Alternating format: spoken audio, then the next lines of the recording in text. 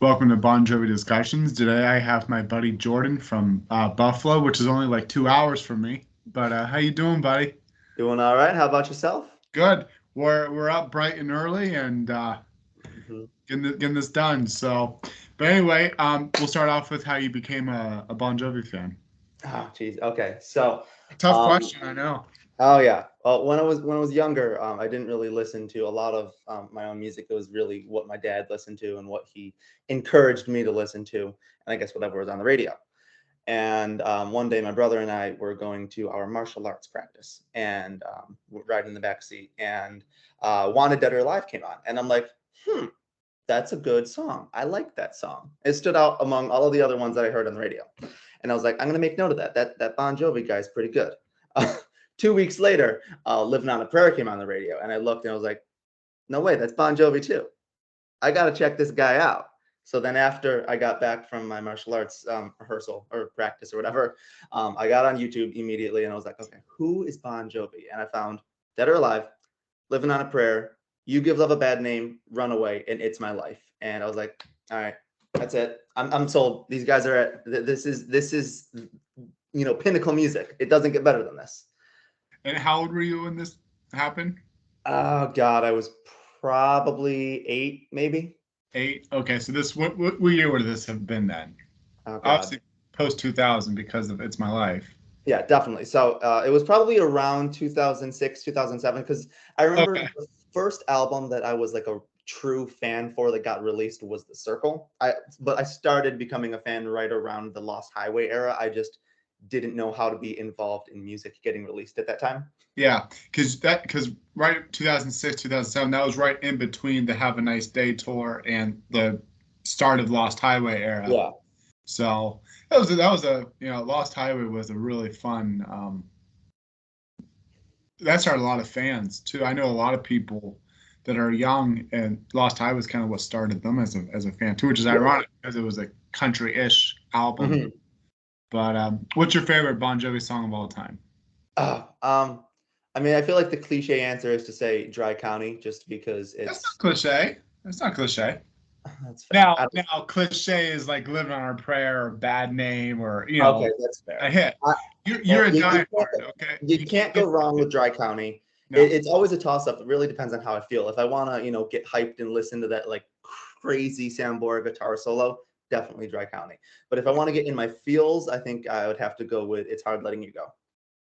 Ooh, okay, that's a good one. Um, I love that song. yeah, Dry County is a real favorite in the diehard fandom. I think because we really appreciate that it's a almost a 10-minute song, and that it really encapsulates the band and Yeah. what how well they blend together, and and it proves that live when they do it live, whether it was with Richie or Phil. That whole band, they just come together, and it just shows how well they work together. No, um you're and, not it, wrong. and It's probably one of Richie's best guitar work he's ever done. that's so this is the song that whenever I'm talking to any of my friends who like rock music or anything but don't really listen to a lot of Bon Jovi, I say check out Dry County because one, it's like their equivalent to like Stairway to Heaven or November Rain. It's like their epic power ballad that's like not 9-10 minutes long. I always suggest it because it's John's vocals at their best. All of the band, like you were saying, is on point.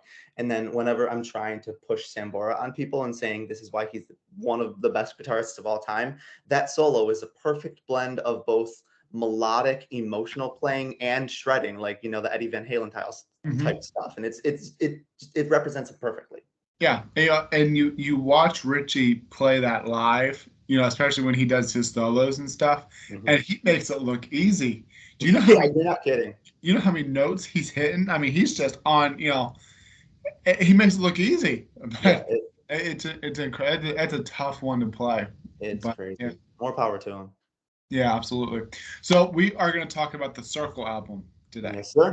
That's what you wanted to talk about. So we will talk about the Circle album. So a little bit of overview is, obviously, people that watch every single episode, they know that I did the albums track by track. We're not going to do that. What we're Okay. going to do is just kind of talk about the album in general, talk about some of our Oh, favorite songs and memories and stuff like that. Um, awesome. So The Circle was released November 2009, November 10th in the States. Um, I remember getting this album. Before we talk about that, just still an overview. I remember when this album was announced. I think it was early 2009. I think we found out as fans that they were making a new album probably April May 2009. Okay. John was doing a like a small 3/4 concert with the at the time it was John Bon Jovi and friends, not Kings of Suburbia, Okay. and he announced that the band was working on a new rock album. And reminder, 2007 we got Lost Highway, Yeah, which was a country-ish album, for and sure. so John was very clear that the next album had no country. It was back to the original Bon Jovi sound, Hmm. and then Richie did quite a few interviews that summer, and he talked about that it was back to the core of Bon Jovi, back to the heavy Bon Jovi choruses, the big rock sound between him and Shanks. And obviously Shanks was the producer, and he also played some guitar on the album. And I remember the first song that we heard, and it wasn't "We Weren't Born to Follow," because I remember. So this was MySpace days, and backstage, Okay. with John Bon Jovi. And I don't know Mhm. if you remember, because you were still quite into the getting into the as a fan. Yeah. But the summer of 2009, um, John with the, John Bon Jovi and Friends group, he actually played a slower version of Work for the Working Man. And that hit YouTube summer of 2000, like I think it was like July. And so we all thought that was going to be the first single. Hmm. And it's not on YouTube anymore, I don't think. And I know I have it somewhere in my archives, but Okay. it was really good. And it Hmm. wasn't the band, so I don't know how the band would have made it sound. But with John Hmm. Bon Jovi and Friends, it sounded really good. And so we were waiting for this to come out as a single. And side note, the lyrics for "Work for the Working Man," some chief in the White House, he had that framed in his office. That Yes, song. I do remember reading about that. Yeah. And but then come August, so mid-August, they released "We Weren't Born to Follow" as the single. And so I Hmm. was like, I don't know, because I remember me and other fans, on MySpace and backstage of John Bon Jovi fan club, we were all like flipping out about Work for like how good it sounded. We were so happy with it, and like, yeah, please put this out. Hmm. And so we weren't born to follow. And what was so great about We Weren't Born to Follow was that it's different than the album, a little different than the album version. First, you don't have that. You get it in the music video, but you don't get it on the album version. But you get it on the single that beginning Hmm. then the drums come in. On the album, it's just the boom boom. Then the song starts, Yeah. and then fun fact: Richie didn't get the guitar solo done in time for the single release, so that's why there's no guitar on. I'm trying to remember if on the single John says guitar. I think he does, but then there's no guitar. And I remember Yeah. there was an uproar for that when that came out. And then, but sure enough, November comes, and I think the video was out before the album, and so but there was a guitar solo on the album, Yeah. and but yes, that's kind of the quick overview. So where were you when you first got the album and heard the album? So the first time that because again, at this point, I was really just still getting into all of the older Bon Jovi stuff. I don't even think I knew Lost Highway was a thing. So you were Um, still getting into their stuff. Okay. yes, I was still, I had like, I was probably still just learning about Bad Medicine and shit like that, and just expressing to all my friends like, oh my God, this band is, amazing. And as a young kid, it kind of like became my personality. I was the kid who liked Bon Jovi. If you ask any of my teachers or friends from high school or anyone back then, they would say like, oh yeah, the kid that liked Bon Jovi. I swear, anytime Bon Jovi comes up in any sort of media, I get like 1,000 messages on my phone being like, did you see this? I'm like, yes, I saw this. I saw it It's before you did. I get it. I know. But I was hanging out with a friend of mine, and we were watching TV. We were scrolling through those like on-demand channels, and we came across the music on demand. And I saw one of the featured ones was Bon Jovi song, and I was like, I know that guy. I know that band. Play that. And I didn't know the song. It was Superman Tonight, and I remember sitting there, and I was like, this is amazing.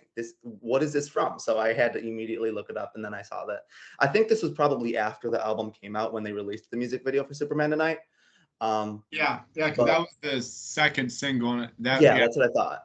yeah, I because it came out in January of 2010. Okay, so then I probably didn't get the album till after that then because I didn't know about it. But yeah, I fell in love with it. I got home. I told my parents, I was like, Dad, Mom, this song is so good.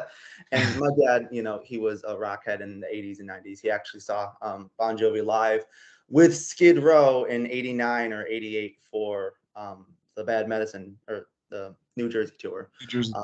And I'm super envious of that because he was front row. He got one of Tico's drumsticks, and his girlfriend at the time ended up stealing it. It's whatever. Entirely different sidebar from the Circle album. Yeah. I like to thank Bon Jovi for my existence in the sense that the person that my dad was with before my mom, they were together for such a long time. And the reason they got together was because in the 80s, my dad looked identical to John Bon Jovi in both facial structure and hair. So all of the girls loved him. And he knew how to play Runaway on the piano. So the girl that he was dating at the time was like, can you teach me? And then he taught her, and then they got together, and they were together for such a long time, and then they broke up. And then he got together with my mom. Okay. So it was like, if Bon Jovi had never played Runaway, if my dad didn't look like this famous John Bon Jovi, him and that girlfriend never would have gotten together. He could have been in an entirely different place when he met my mom, and I never would have come around. So in a backwards way, John Bon Jovi's the reason I'm alive. So key question though, just in case the single women watching this right now, or even does your dad still look like John Bon Jovi?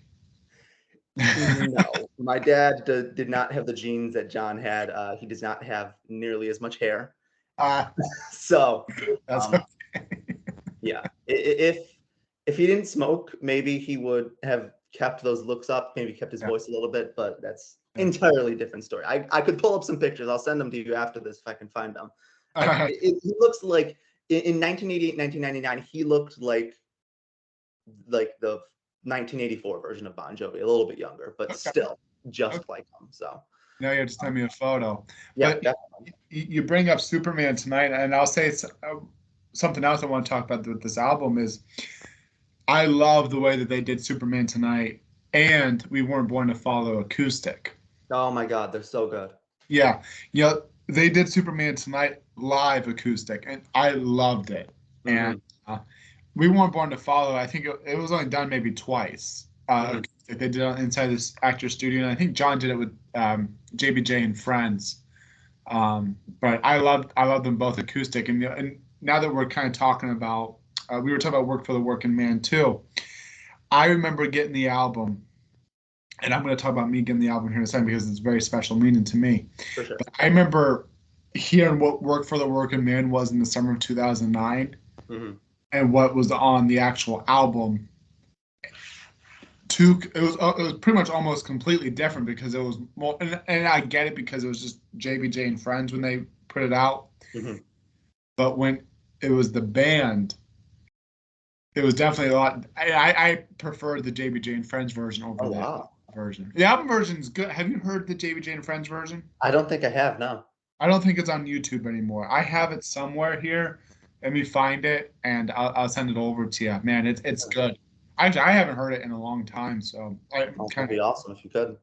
And it's actually almost the same bass line as "Living on a Prayer" in "Work for the Working Man." So, but I kind of liked "Work for the Working Man" a lot more back then than I do now. Mm-hmm. Just like I was surprised to see it. It was still being played live on the last tour, this house tour. Yeah. But I want to tell my story though about. Well, I want to finish your story before we go into my story.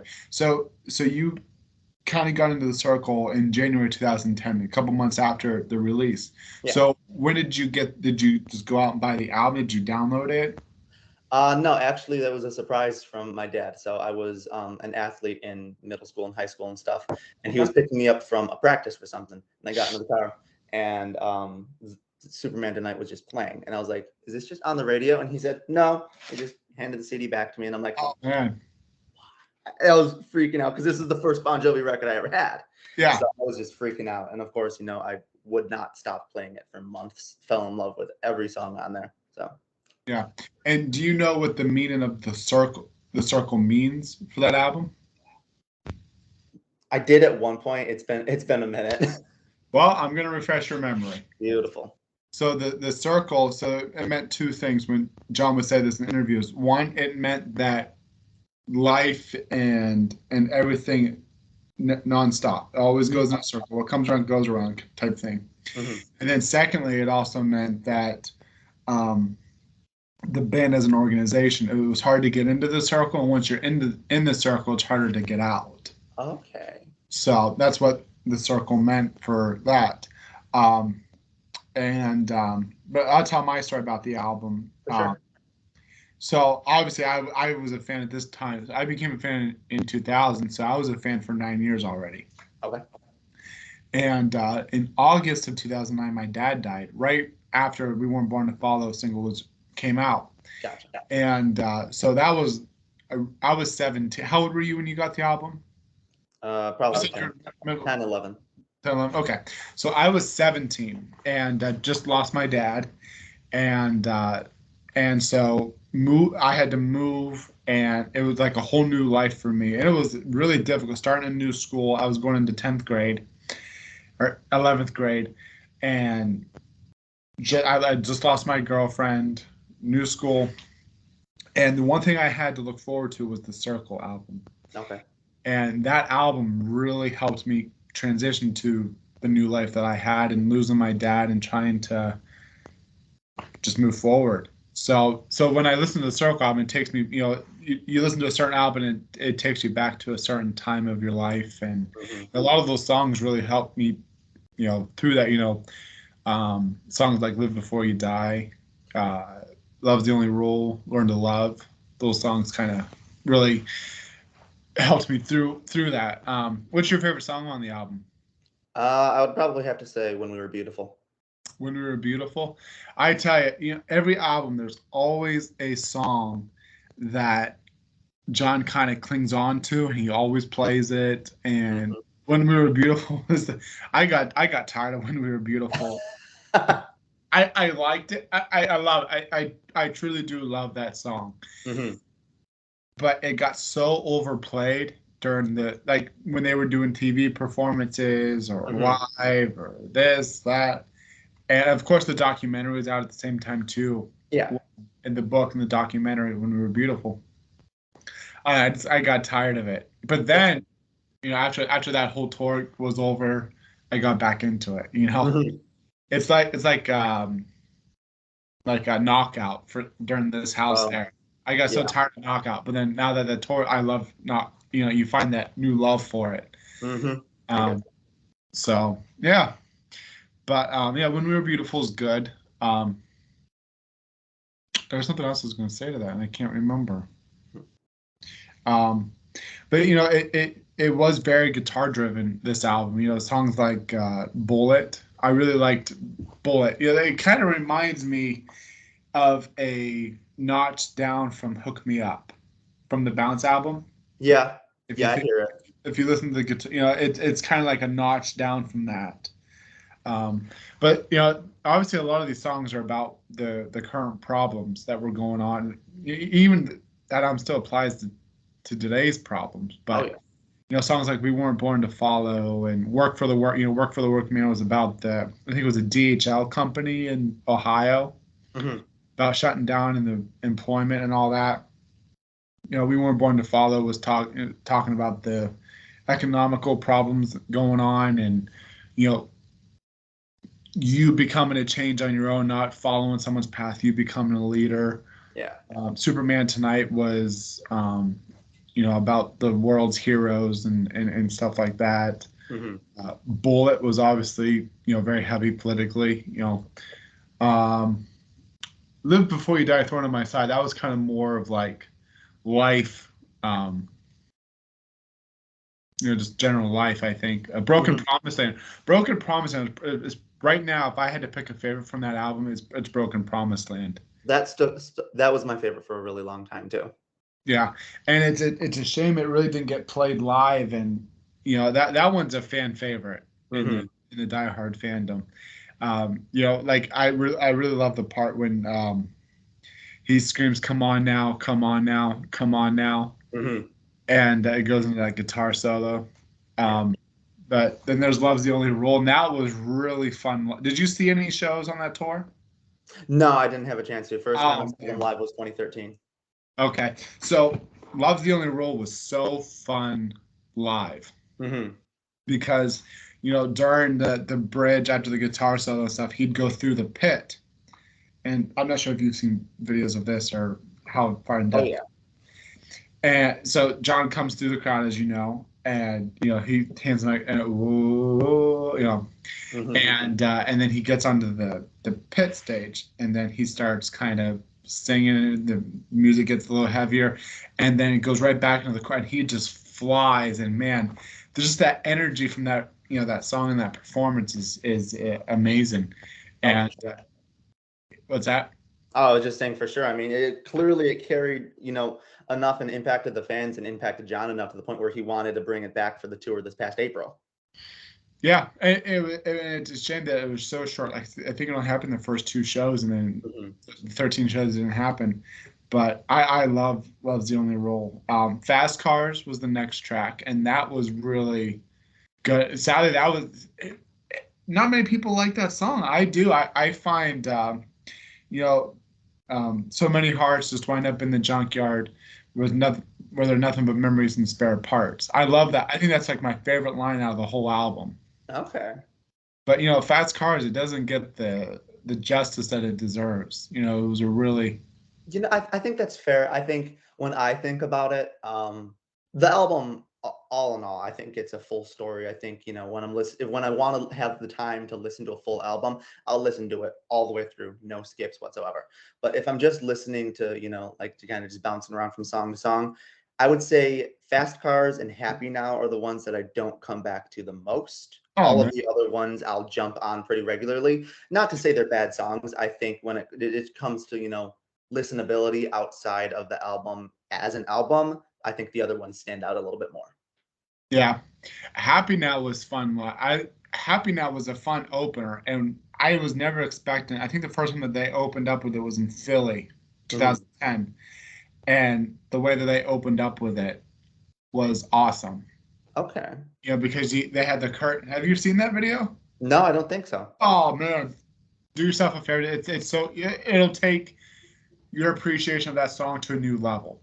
Okay. So the curtain's down, and obviously they do the band intro, which we'll talk about that in a second. Yeah. But the circle intro, and then it stops, and then you hear Richie on the talk box, and the guitar, and then all of a sudden you hear the Tico drumming, and then David starting to play his keys, and the curtain rises, and there's John.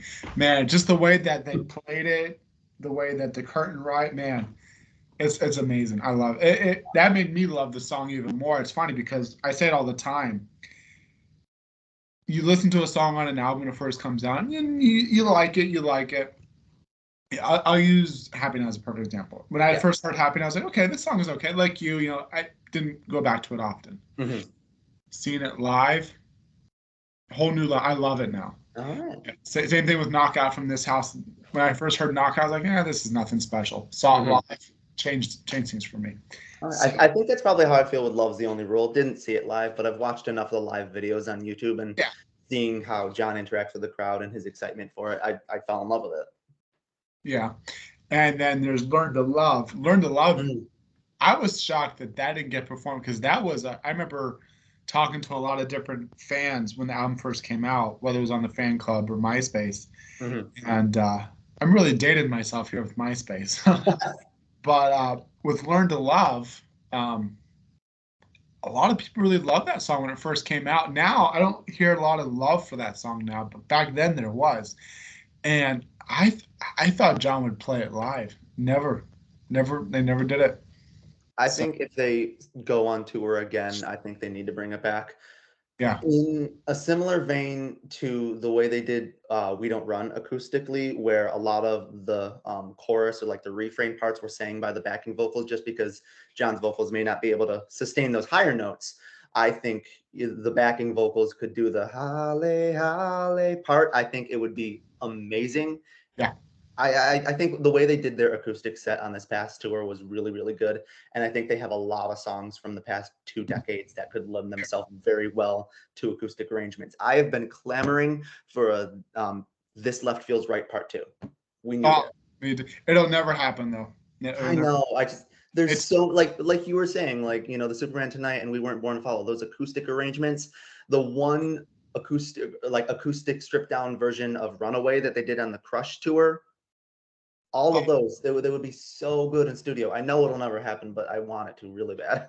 what's so great about acoustic is that it's stripped back, not over. When any band is in a recording studio, they're using a lot of technology to make things better, to enhance things, and there's a lot of work that goes into it. But when you're doing an acoustic, you're just playing it raw, Exactly.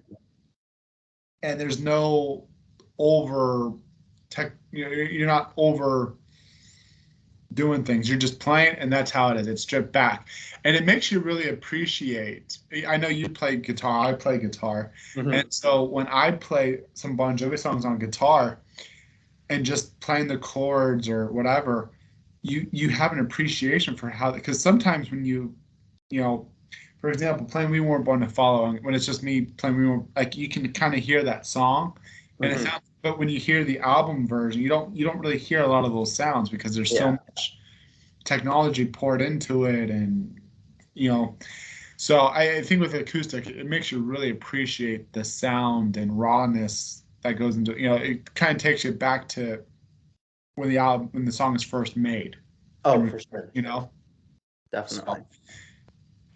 yeah, but this acoustic set that they did on this last tour, I'll always say I was so happy that it happened, and I know that they stopped doing it mid-tour.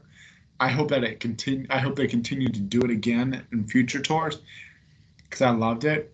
I will say that it was definitely a missed opportunity because them playing the same songs every night, American Reckoning and Saturday Night. What was the other one? I know they did We Don't Run a couple times. We Don't Run. That's it. Two out of those three songs. A lot of the general. Obviously, you and I know those songs, but a lot of the general fans don't.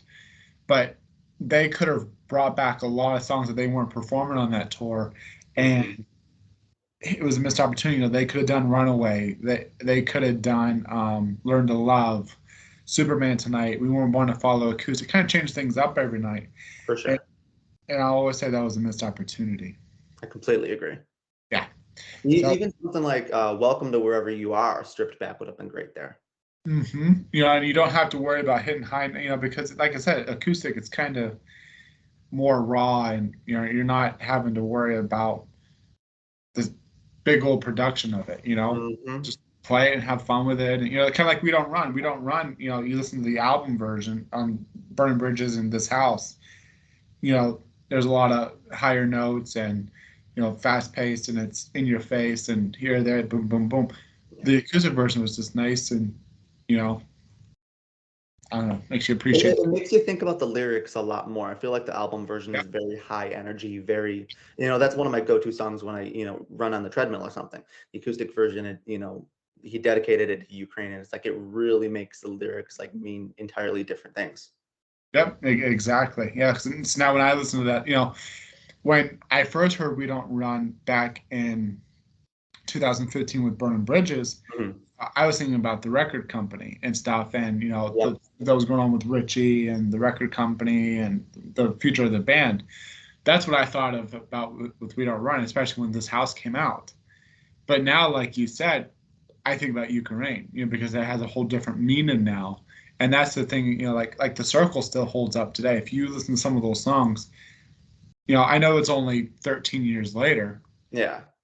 But they still apply to what's going on. You listen to Keep the Faith of These Days albums, that subject matter still applies today. Oh, yeah, definitely.